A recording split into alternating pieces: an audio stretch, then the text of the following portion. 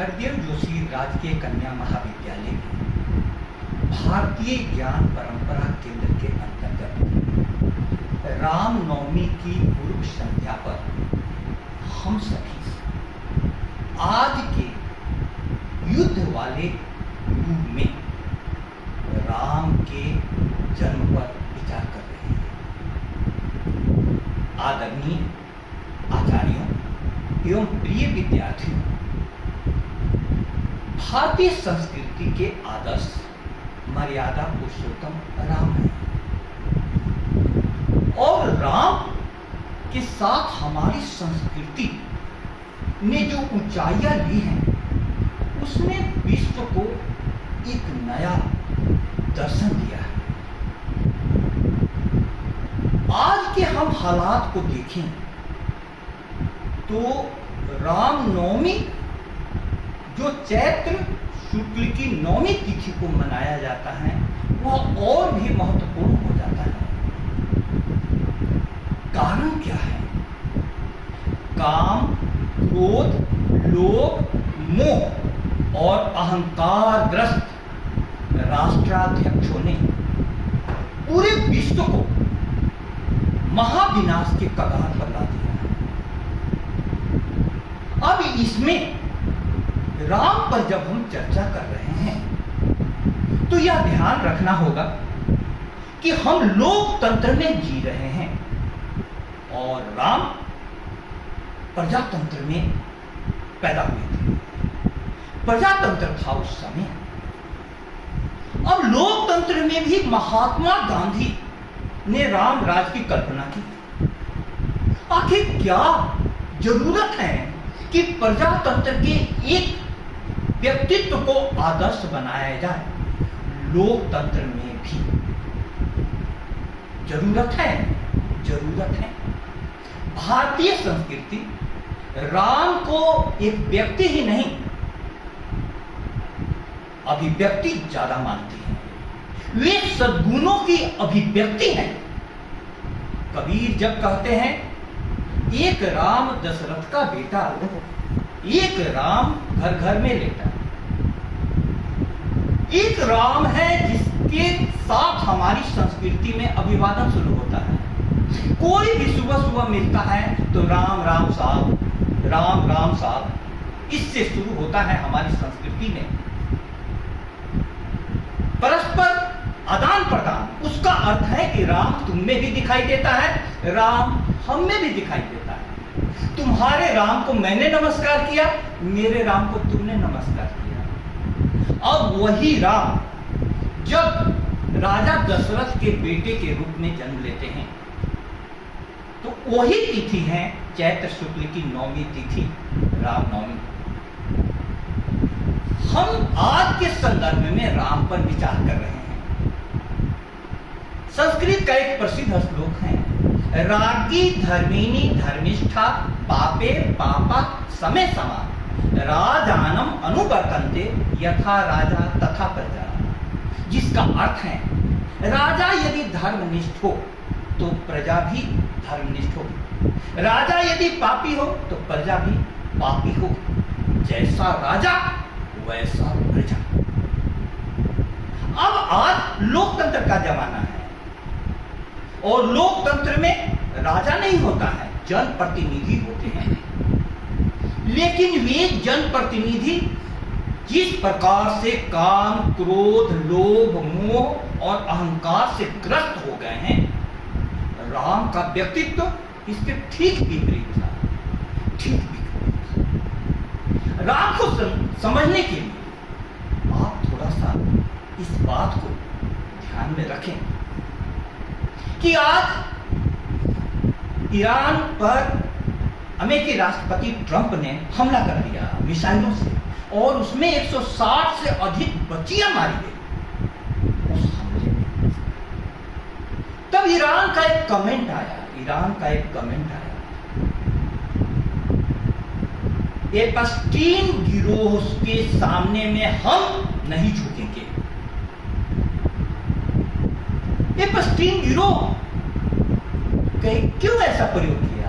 Epstein file में आज के राष्ट्राध्यक्षों के नाम आ रहे हैं। राम ने प्रजातंत्र में एक पत्नी व्रत की शुरुआत की थी। उनके पिता के भी 3 पत्नियां थी, लेकिन राम ने एक पत्नी व्रत लिया, काम को एक मर्यादा दी। और आज के तथाकथित राष्ट्राध्यक्ष लोगों का नाम एपस्टीन फाइल में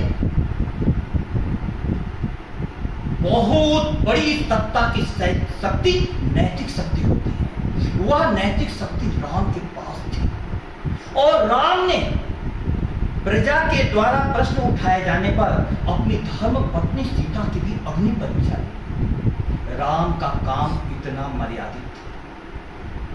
एक उदाहरण आप देखें राम का। दूसरा उदाहरण है क्रोध का। जब उन्हें लंका तक के लिए रास्ता बनाना था तो उन्होंने समुद्र से प्रार्थना की। 3 दिवस तक पंथ मांगते रघुपति सिंधु किनारे, पढ़ते रहे छंद अनुनय के प्यारे प्यारे। बहुत 3 दिनों तक उन्होंने अन्य किया, विनय किया। एक राजनीतिक विचारक का कहना है, शक्ति प्रयोग करने की क्षमता का नाम है, प्रयोग करने का नहीं। राम ने 3 दिवस तक जब पंथ नहीं मिला तो क्रोध किया और उनके क्रोध के कारण समुद्र प्रकट हुआ और उन्होंने रास्ता दे दिया। राम का क्रोध से उद्देश्य पूरा हो गया।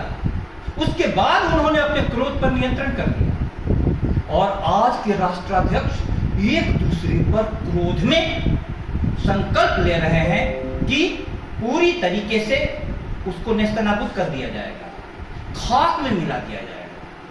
राम की क्रोधाग्नि ने किसी को भी नष्ट करने का, खाक में मिलाने का संकल्प नहीं किया। क्रोध की भी एक मर्यादा होती है। आज क्रोध की मर्यादा का उल्लंघन हो गया। तीसरा लीजिए लोभ। लोभ लोभ लोभ की हालत आज क्या है? राम का लोभ इतना मर्यादित था, लोभ था ही नहीं। तभी तो उन्होंने पिताजी के कहने पर युवराज पद के लिए किए जाने वाले युवराज्याभिषेक के मुहूर्त के समय में पिताजी के वचन को निभाने के लिए 14 वर्ष के लिए वनवास में चल दिए। कोई लोभ नहीं। उन्होंने बाली को मारा और सत्ता सुग्रीव को दे दी।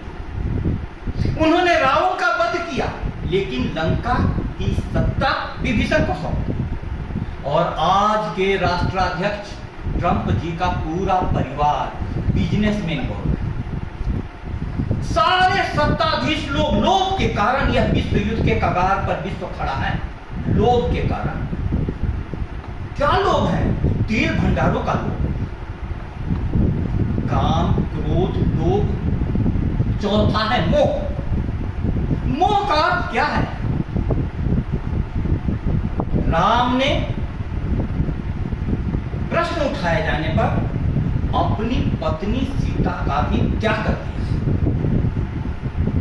त्याग का रास्ता उन्होंने अपनाया, मोह का नहीं।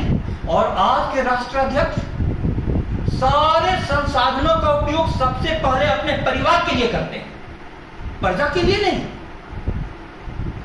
आप देखिए, राम का रास्ता त्याग का रास्ता था। आज के राष्ट्राध्यक्षों का रास्ता किसका है? मोह का, मैं और मेरा। राम से सीखने की जरूरत है। इसके बाद बारी आती है अहंकार की। आज पूरे विश्व की राजनीति के केंद्र अहंकार।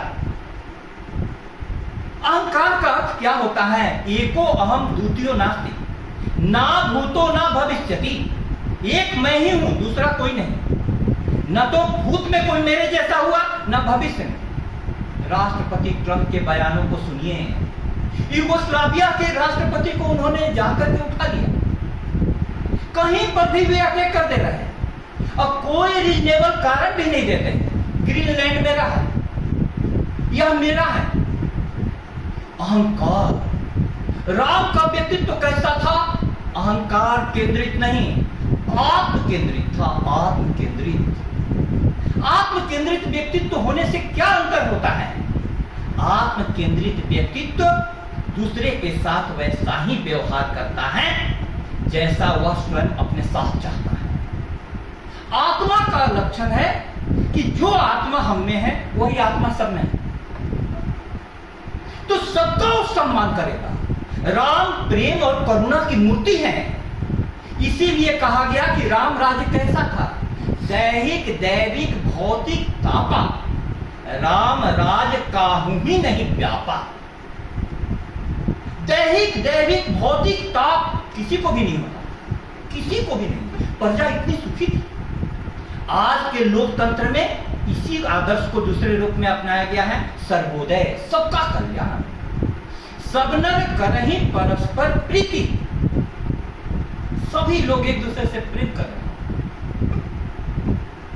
सब लोग एक दूसरे के प्रेम में। आज तो सब जगह घृणा है, सब जगह घृणा आधार बन गया है। ऐसा क्यों हुआ? मन के कारण। हमने एक ऐसा मन बनाया है, राजाओं का मन जैसा है, फिर प्रजा भी उसी से सीख रही है। हमारे जन प्रतिनिधि जैसे हैं वही गुण प्रजा में भी आ रहा है, काम क्रोध लोभ मोह और अहंकार का। और अब इसमें हमें यह जानना है कि आज के युग में क्या इन कोमल सद्गुणों का कोई मूल्य नहीं है। रामनवमी यह संदेश देता है कि जगत में शक्ति दो प्रकार की होती है। एक शक्ति बाहरी शक्ति है, अस्त्र शस्त्रों से पूरा जगत पट गया है। हर देश के पास इतने अस्त्र शस्त्रों का जखीरा है कि पूरी धरती को कई बार नष्ट किया जा सकता है, जबकि धरती एक बार में ही नष्ट हो जाएगी। ये बाहरी शक्ति से ज्यादा राम ने आंतरिक शक्ति को महत्व दिया। अब आंतरिक शक्ति क्या है? एक छोटा सा उदाहरण विद्यार्थियों के लिए बताओ, तब उससे समझ में आएगा। राम और रावण के बीच में युद्ध चल रहा है, शुरू हो गया है। रावण अस्त्र शस्त्रों से पूरे सुसज्जित बड़े रथ पर है, और इधर राम के पास न रथ है न कोई कवच है। उस समय में विभीषण उनसे पूछते हैं, बहुत प्यारा संवाद, संवाद की लाइनें ध्यान से सुनिएगा। रावण रथी बिरथ रघुबीरा, देख विभीषण भयउ अधीरा, अधिक प्रीति मन भा संदेहा, बंदी चरण कहत सहित स्नेहा। बोलते हैं, नाथ न रथ नहीं तन पद त्राना, केहि विधि जीतब वीर बलवाना। हे राम, आप कैसे जीतेंगे? न तो आपके पास रथ है न ही कवच है। तब राम बोलते हैं, बहुत प्यारा जवाब है, सुनहु सखा कह कृपा निधाना, यही जय होई सुस्यंदन आना। ये विभीषण, जिससे जय मिलता है वो रथ दूसरे प्रकार का होता है, उसको धर्म रथ कहते हैं। वो धर्म रथ कैसा होता है? राम ने बहुत खूबसूरती से वर्णन किया है। तुलसीदास अपने शब्दों में लिखते हैं, सौरज धीरज तेहि रथ चाका, सत्यशील दृढ़ ध्वजा पताका, बल विवेक दम परहित घोरे, क्षमा कृपा समता जुझोरे। उसके सौरज और धीरज दो रथ हैं, बल विवेक दम और परहित घोरे हैं, घोड़े चार हैं। तो इस प्रकार से उस धर्म रथ का वर्णन किया गया है। कहना यह चाहता हूं कि आंतरिक शक्ति जो है, विपत्ति में धैर्य रखना, अभ्युदय में क्षमा अपनाना, प्रेम करुणा शांति, इन सब का भी महत्व है। और आज जगत उसको खोता जा रहा है। इस शक्ति के कारण सब जगह विनाश को हमने आमंत्रित कर दिया है, और राम का जीवन इस हो रहे विनाश को पूर्णतया सृजन में तब्दील करने में संभव है। राम का व्यक्तित्व देखो, अहिल्या पत्थर बनी हुई थी, हमारी भी चेतना आज के युग में पत्थर बन गई है। हम प्रकृति को नष्ट कर रहे हैं, छोटे छोटे बच्चों को मार दे रहे हैं, और संवेदना का एक शब्द नहीं निकल रहा है राष्ट्र प्रमुखों के नाम से। रही चेतना बनी अहिल्या, जागी नहीं अभागी, जान बूझकर बधिर बन गया अनहद का अनुराग। तू अबोध आग्रह निग्रह का भेद नहीं कर पाया, जो स्वरूप में स्थित उसमें स्वयं अरूप समाया। जो पत्थर बनता जा रहा है जगत, उसको राम का चेतना का स्पर्श पूरी तरीके से जिंदा कर देगा। उस राम को याद करने की जरूरत है। हम सभी को सरकारी आदेश के अनुसार शहीद दिवस भी मनाने का है और वंदे मातरम भी मनाने का है। अब राम को थोड़ा इस कंटेक्स्ट में समझिए प्रिय विद्यार्थियों। भगत सिंह ने अपनी कुर्बानी दी। भगत सिंह के जीवन का एक छोटा सा उदाहरण बताऊं। जब वे जेल में थे तब चंद्रशेखर आजाद का एक पैगाम उनके पास पहुंचा कि भगत, तुम्हारी बहुत जरूरत है, मैंने तुमको भगाने के लिए, जेल के दीवारों से बाहर निकालने के लिए सारे इंतजाम कर दिए हैं, तुम सिर्फ साथ दो, बाहर निकलने के लिए तैयार हो जाओ। भगत सिंह ने चंद्रशेखर आजाद को जवाब दिया कि आप भारत को आजाद कराना चाहते हैं। भारत तब तक आजाद नहीं हो सकता जब तक वह मरने की कला नहीं जाने, और मैं मरकर भारत को यह दिखाऊंगा कि आजादी का रास्ता कैसा है। ये भगत सिंह। वो शहीद को याद करने की जरूरत है। कुछ मूल्य जीवन के ऐसे होते हैं जिस पर आदमी अपना सर्वस्व बलिदान कर देता है। यही बात आप राम के जीवन में भी देखिए। राम ने अपना कितना बलिदान किया। अपनी प्रिया सीता को छोड़ दिया, अपने भाई के साथ जंगल में भटकते रहे, कितना कष्ट उन्होंने सहा है। दूसरा, वंदे मातरम को हमने 1875 में 7 नवंबर को जब बंग दर्शन में प्रकाशित हुआ वंदे मातरम गीत, तो वह जन जन के जुबान पर चढ़ता गया और वह इतना पॉपुलर हुआ कि राष्ट्र की चेतना को उसने जगा दिया। वंदे मातरम, वंदे मातरम। सुजलाम सुफलाम मलयज शीतलाम, सस्य श्यामला मातरम, वंदे मातरम। कवि क्या कहता है? हमारी मातृभूमि कैसे हो? सुजल हो, जल से परिपूर्ण हो, सुफल हो, वृक्षों से हरी भरी हो, सस्य श्यामलाम, चारों तरफ खेत लहराते रहे, मलयज शीतलाम, पहाड़ों पर चंदन के पेड़ पूरे खिले रहे। ऐसी मातृभूमि को मैं प्रणाम करता हूं। इस मातृभूमि के लिए कैसी चेतना चाहिए? राम चेतना चाहिए। राम चेतना। राम वृक्षों से भी स्नेह रखते हैं, पशु पक्षियों से भी सीता के बारे में पूछते हैं। आप देखो, इस प्रकार की चेतना की जरूरत है। भारतीय संस्कृति के राम जो मर्यादा पुरुषोत्तम कहे जाते हैं, कोई भी व्यक्ति यदि मर्यादा में रहे तो आज भी पुरुषोत्तम हो सकता है। प्यारे विद्यार्थियों, आपके लिए मैंने जो कुछ कहा इसके आधार पर कोई भी प्रश्न हो आप पूछ सकते हैं।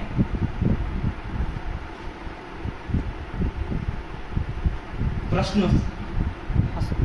सर, राम तो एक अवतारी पुरुष थे, फिर भी उनको जीवन में इतना कष्ट और दुख क्यों भोगना पड़ा? रसायन शास्त्र के विभागाध्यक्ष डॉक्टर प्रकाश गिरी गोस्वामी सर का यह प्रश्न बहुत ही महत्वपूर्ण प्रश्न है। एक प्रश्न उठता है कि जो व्यक्ति अवतारी पुरुष थे या जो व्यक्ति महान पुरुष होते हैं, उनको जीवन में इतना कष्ट क्यों भोगना पड़ा? प्रश्न है यह समझने के लायक है। विज्ञान का एक नियम हम लोग जानते हैं कि यदि आपको व्हाइट चौक से लिखना है तो ब्लैक बोर्ड चाहिए, कंट्रास्ट चाहिए जीवन में, और जब हमें काले पेन से लिखना है तो बोर्ड को व्हाइट करना पड़ता है।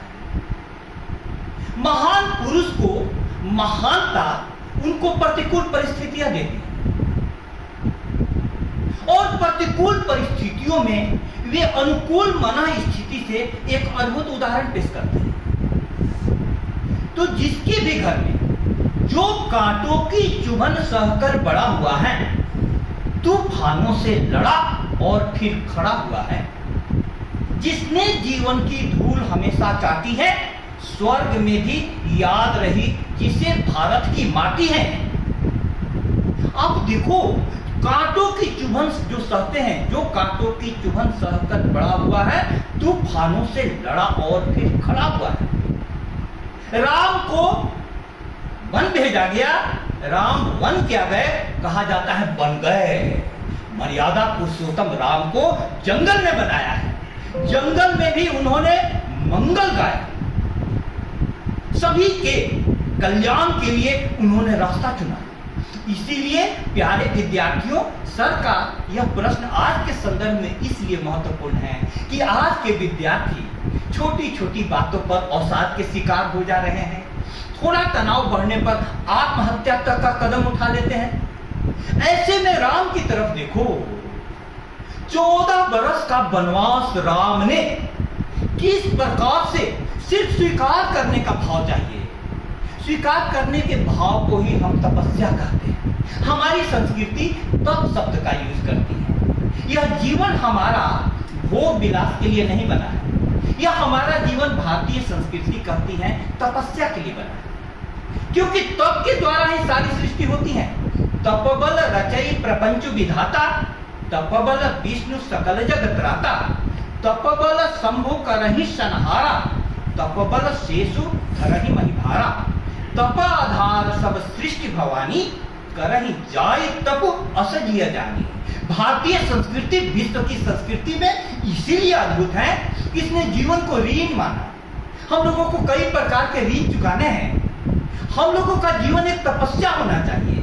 उस तपस्वी राम को, उस प्रेम से पूर्ण राम को, उस करुणापूर्ण राम को हम रामनवमी के दिन याद इसलिए कर रहे हैं कि उस राम का जन्म हमारे अंदर में हो जाए। मैं अपनी बात को समाप्त करूं एक छोटे उदाहरण के साथ। स्वामी विवेकानंद से किसी ने पूछा कि जीवन क्या है? उनका बड़ा प्यारा जवाब था कि हमारे अंदर में राम और रावण दोनों बसे हुए हैं, दोनों में संघर्ष चल रहा है। रावणत्व की शक्ति को जब हरा दिया जाता है तो रामत्व की शक्ति आ जाती है। इसी संघर्ष का नाम जीवन है और यह संघर्ष आज भी चल रहा है। काम, क्रोध, लोभ, मोह और अहंकार ग्रस्त आज के राष्ट्राध्यक्षों के युग में अकामी, अक्रोधी, करुणावान, अलोभी, त्याग वाले, अमोही, अपनी पत्नी तक को छोड़ देने वाले प्रजा के कल्याण के लिए और अहंकार नहीं आत्मा को केंद्र बनाने वाले राम हम सभी के लिए पूजनीय हैं, वंदनीय हैं। इस चर्चा में आप सभी ने भाग लिया। आप सभी को बहुत बहुत शुभकामना, रामनवमी की शुभकामना।